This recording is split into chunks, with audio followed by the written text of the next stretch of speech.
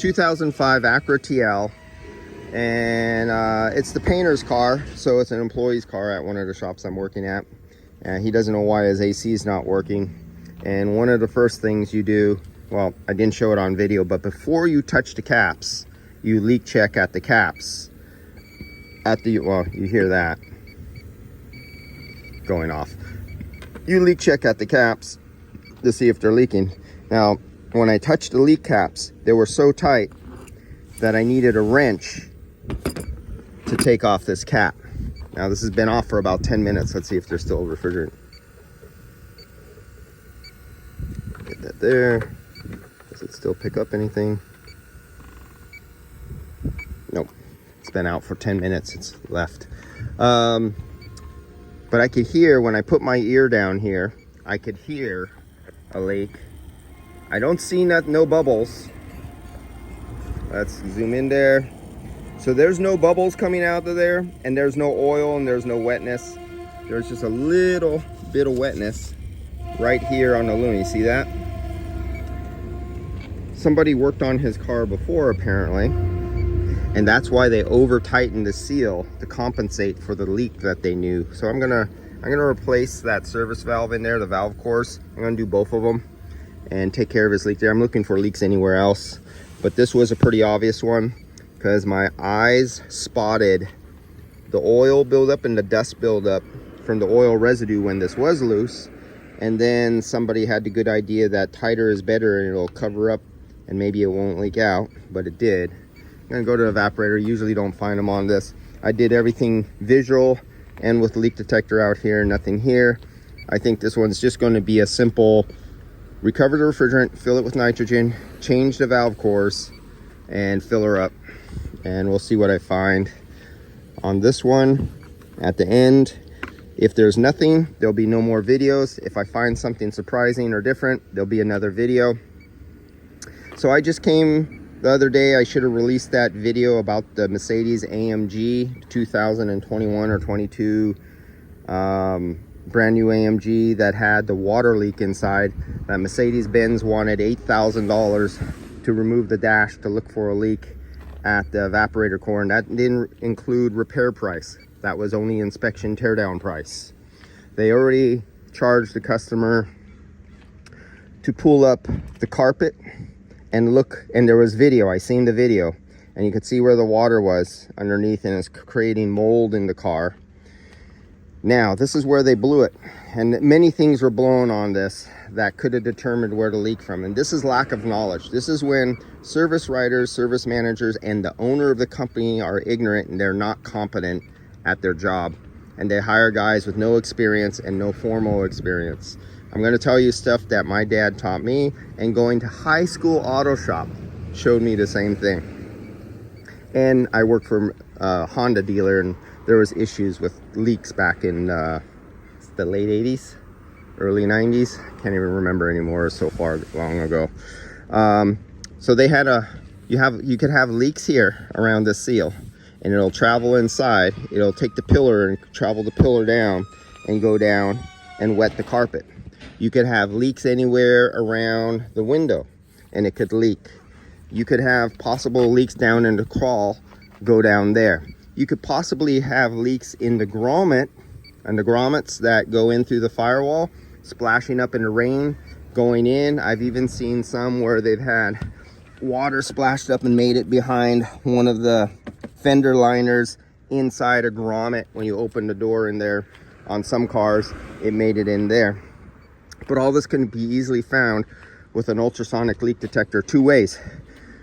You pump in positive or negative air. You can make a vacuum or positive pressure. You're not making a leak. You're only talking pascals, inches of water, not even an inch of water.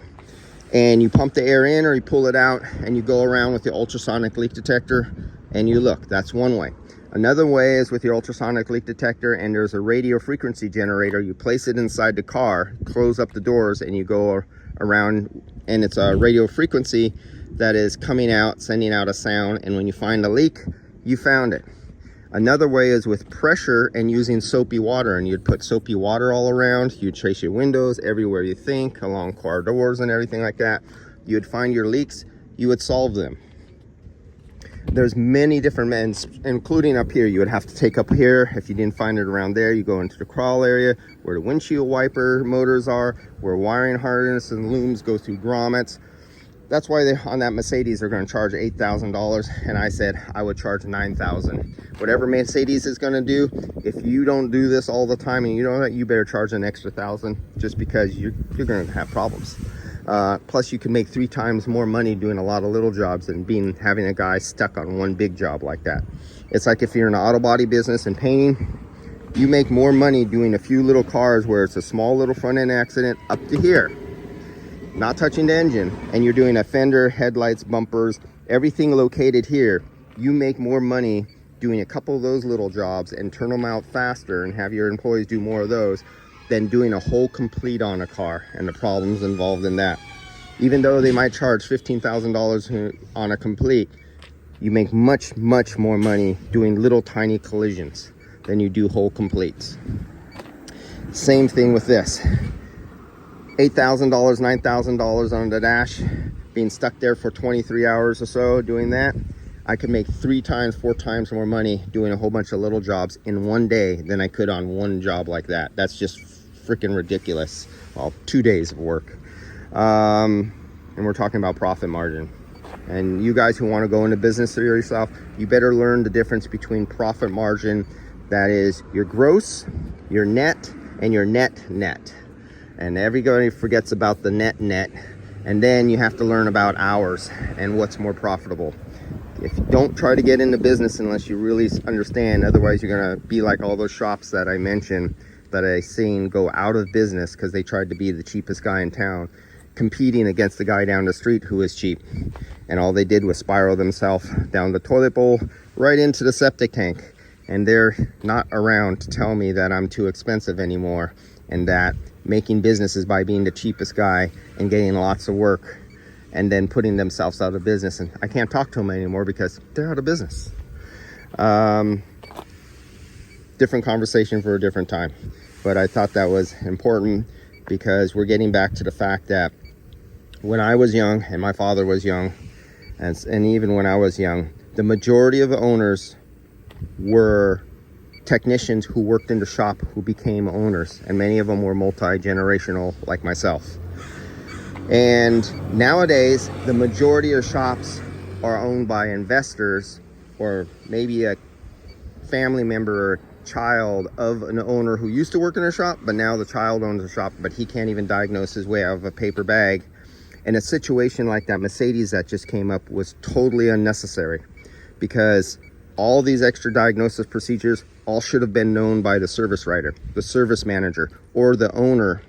Or the owner is responsible for training his technicians to know that when you pull up that carpet and it's wet and you want to find out, is it glycol from the heater core or is it water from the HVAC case? You take one drop, you put it on your refractometer, and you see, is it a glycol content in there, or if it's 100% pure water. 100% pure water, we're going over a HVAC leak, or we're going after he's going through car washes and water's coming in. If it had glycol in it, we're going in after a hose or a heater core leak, and then we're finding out why was the coolant out here topped off a couple times and kept getting topped off, and nobody thought that the leak under the carpet had something to do with, why am I putting a pint or a quart of coolant in every 10,000 miles? This is all the owner's fault of the company. He's going to blame it on the technician, but it's the owner who is absolutely 100% responsible for everything that happens in the shop. It's the owner who's responsible for training his technicians. It's the owner who goes out of his way to find the cheapest guy who might not be so skilled, and he's going to get mad at him. No, SOB. Look at the mirror, and there lies your problem. If you cannot train your techs yourself or send them out for the training, then you are responsible for everything that happens in your shop. That customer on that Mercedes AMG is going to go through hell and probably have to pay a lot more money for so many procedures that could have all been skipped by that very first one, by pulling up the carpet and proving whether that was pure water or glycol. That simple. Sorry guys, but I hate to burst some owners. They're going to get mad at me Don't get mad at a little ridicule because you're not qualified for the job you're in. Just because you could point fingers at people and tell them what to do doesn't mean you're qualified to own that business. Making money is not a level of proving somebody's successful. Anybody could rip people off, rip their customers off. Oh no, I'm not ripping people off. I'm charging for what I'm doing. But if you don't even know the procedures you're supposed to be doing, you're ripping them off. End of story. There's not a gray area in between there. You either know or you don't know, or get the hell out of the trade. Or learn. Now, for those guys who are willing to learn, I'm all for them, and I'm trying to help them and give them information. But those stubborn logs out there, I want to step on them like a cockroach and get rid of them. Because not only are they screwing off the customers, they're also screwing their employees by not making enough money to pay their employees a good living wage, because they are the problem. They're going to point their fingers at their employees, but if you hired them and keep them, that's your fault. If you hired them and you can't train them, that's your fault. It all comes down to the owner. This is one of my pet peeves that I have a chip on my shoulder about. Does somebody think I'm negative about this? Better look in the mirror and decide. Are you for the customer getting ripped off and employees getting ripped off because the owner is ripping himself off by not having the knowledge? It's a trickle. You know how they call it the trickle down effect of the money going into the money chain. As the money goes down, it trickles down. Well, the people are too stupid to know that the money is going down. It's a trickle down effect into the upper 1% of the people, not into the people who are the blue collar workers. Another topic for another story for another time. All right, see you guys. That is my rant for the day. Goodbye. Enjoy yourself.